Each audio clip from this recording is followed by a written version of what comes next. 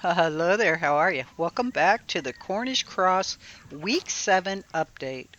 So now up to this point, Oh, these good. girls Here we go, have boys. consumed 300 pounds of chick food, or I should say feed. Let's just call it feed, because this last week I was feeding the adults 16% mini pellets.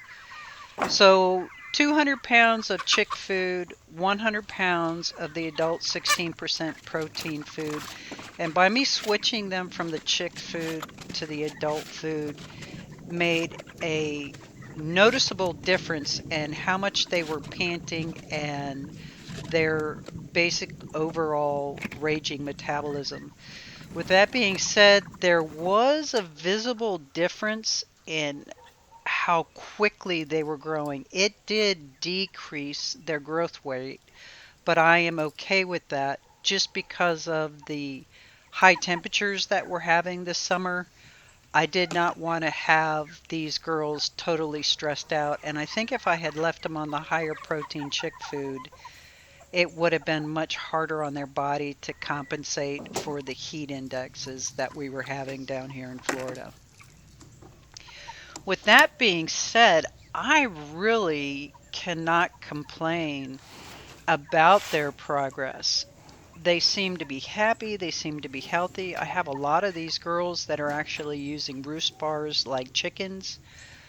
I don't have any of them that are having issues walking around. And granted, we're just starting week 7, so things could change this week. But my intention is to keep them on the adult 16% protein mini pellets and just let them grow just a little bit slower. If I find some birds are super big, I will harvest them early. And if I have some girls that are kind of small, then I may wait an extra week to harvest them out. Other than that, these girls are doing awesome. Started with 26, still have 26, and they seem to be doing well and thriving. Alrighty then.